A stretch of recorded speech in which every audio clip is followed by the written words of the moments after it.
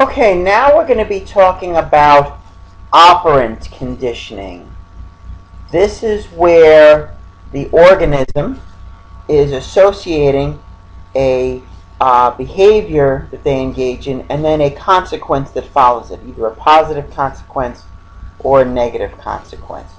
So with classical conditioning, we're talking about associating a neutral stimulus with an unconditioned stimulus.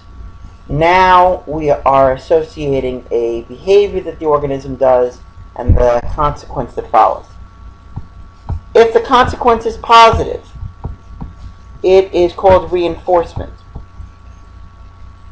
Basically, reinforcement strengthens the behavior that precedes it.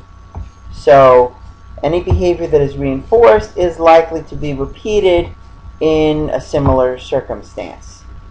So for example, one positive consequence is receiving a reward.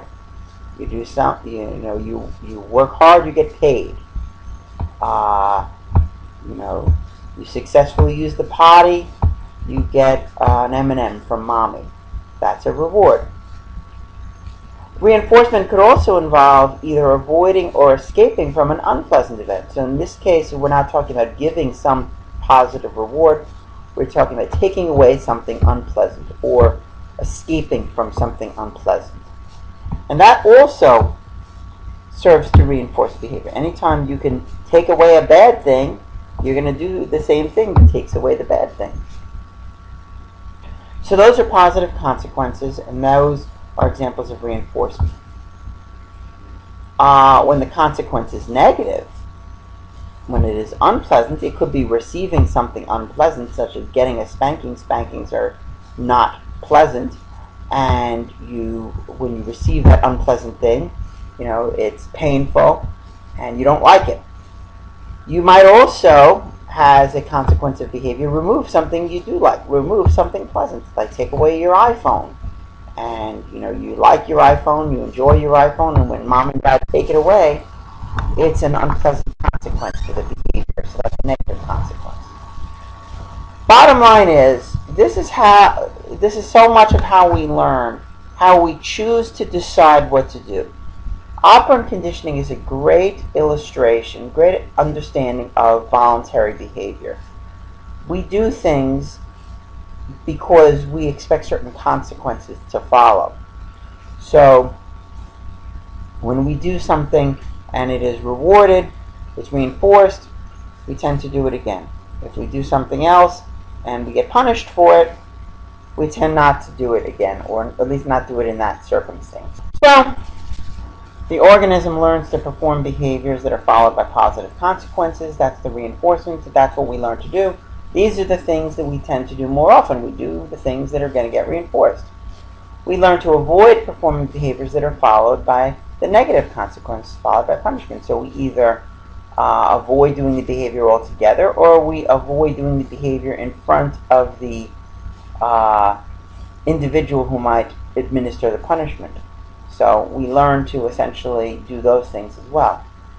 And so basically positive consequences make the behavior more likely. The negative consequences, the punishment, make the behavior less likely.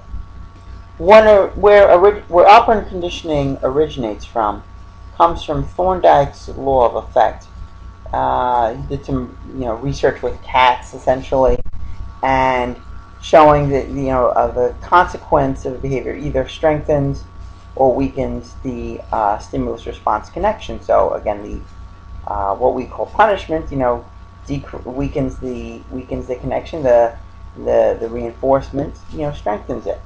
B.F. Skinner expanded on this, and he also showed how to do some more, teaching animals to do some more complex behaviors using shaping.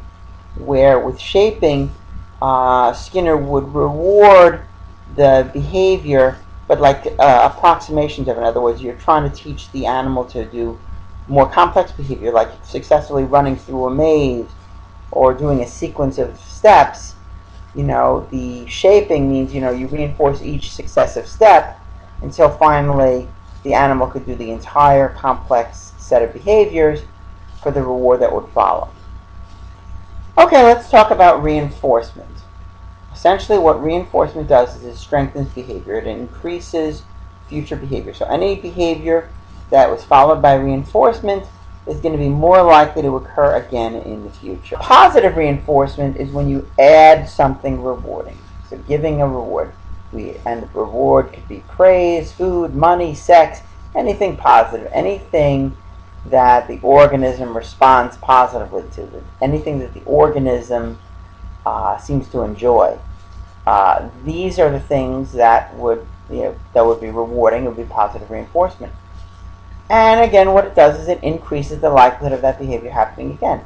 So if you study hard, the behavior of studying is the behavior, and the consequence that follows is getting a good grade, then you will more likely engage in studying behavior when the next test is coming up. So the behavior is reinforced, you're more likely to do it again. Now, negative reinforcement, and be careful, there's a lot of people confuse negative reinforcement with punishment, because both punishment and negative reinforcement typically means it involves something bad. But with negative reinforcement, we're talking about taking away something bad, and when you take away something bad, it's good. So removing or avoiding something unpleasant is something that when you engage in a behavior, then you're more likely to do that. So, for example, let's say with nagging, if you have, if your mom is saying, "Clean up your room, clean up your room. Would you clean up your room already? Clean up your room, clean up your room, clean up your room." All this nagging. Finally, you say, "All right, I'm going to clean up my room." You start cleaning up the room. Well, mom stops nagging. So you have escaped from that unpleasant circumstance by cleaning your room. You might even go further than next week when your room needs cleaning again. Now you'll clean up the room before mom gets there. Now you are avoiding the nagging altogether rather than having to escape from it. So you are preempting that. And again, the idea is to strengthen the behavior of cleaning your room. And that is a negative reinforcement is a way of doing that. You remove the unpleasant circumstance by engaging in the behavior. When you wake up in the morning, when you're woken up in the morning, I should say, from the alarm clock, and our alarm clock has an unpleasant buzzing sound, well, you hit the snooze button to shut off the sound. And that behavior will be repeated the next time you hear that unpleasant sound. Soon you might even learn to wake up just before that alarm clock goes off to avoid the buzzing sound altogether. And that's often what happens. But bottom line, look here, the consequences for both positive and reinforcement are the same. It increases the likelihood of that behavior happening again.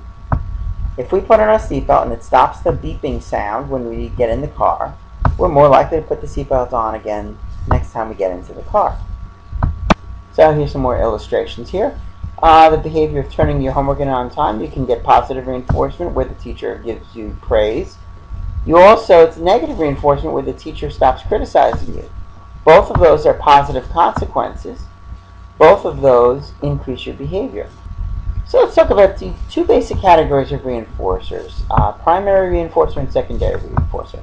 Primary reinforcers are those stimuli that we do not need to learn to respond to. They naturally, to us, are reinforcing. Food, water, and comfort. These are examples of primary reinforcers. We are biologically built to respond positively to food, especially when we have been deprived of food. Respond positively to water, especially if we've been deprived of water. And comfort, especially when we have been exposed to some fear-inducing stimulus and seeking comfort. That is something that we naturally find reinforcing.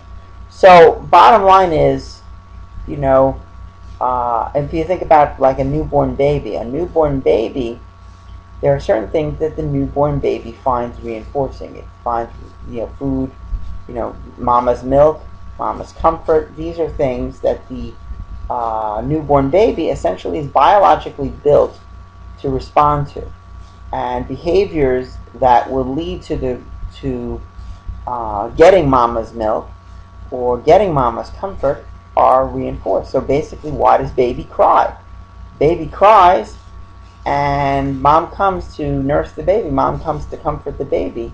The crying behavior is reinforced because the consequence of the crying is the mama comes to help. Okay? And again, when we're talking about a newborn baby, we're talking about, the reinforcement is really just what the baby is biologically built to respond to. Now we all grow from infancy, and we live very complex lives, and we learn to respond to other things other than just food and water. We learn to respond to other things. We learn to like other things. So a stimulus that we learn to like, that we learn to find reinforcing, stuff like getting an A on a test. Okay. A is just a letter, but we learn that an A means you did a really good job, and we like it. Furthermore, the A on an exam leads us in the future to get those primary reinforcers. It leads us to pass our classes, to get into our programs, to get through our programs, to pass our qualifying exams, to get a good job, to get paid. And then once you get paid with money which are these just funny green pieces of paper, well, we take these funny green pieces of paper, and what do we buy with them? We buy food, we buy water, we buy comfort, we buy those things that we find reinforcing. We buy a nice house to live in. We buy a comfortable car to drive in that allows us to get to work faster and more efficiently. We find, and to drive around and have fun.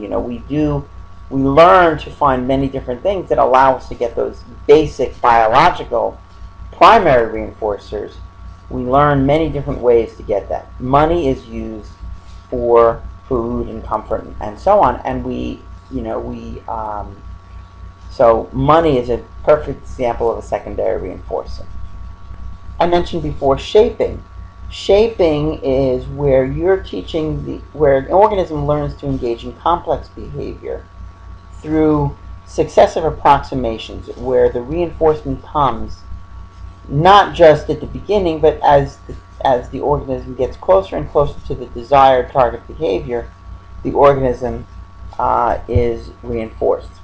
So, for example, if you think about the rat shaped to sniff mines, the rat is able to smell it, and you reinforce it step by step through the behavior.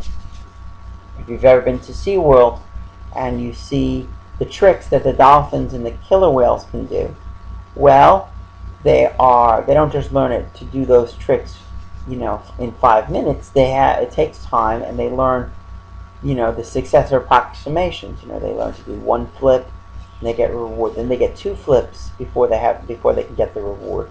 And then finally, when they can do 3 flips, that's when they get their reward. So the organism now learns 1, 2, 3 flips. Now I get my reward. And it can go further and further until the organism can engage in a very complex behavior. This works with human beings as well.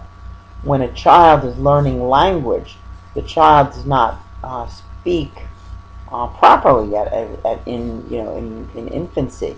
But as the child is growing and learning, now the child is getting rewarded for saying words correctly, pronouncing words correctly. Before, just saying ba ba ba ba ba was reinforced by mom and dad smiling and applauding. But now, when the child is 5 years old, ba ba ba ba ba isn't going to cut it anymore. The child by that time had to have learned language.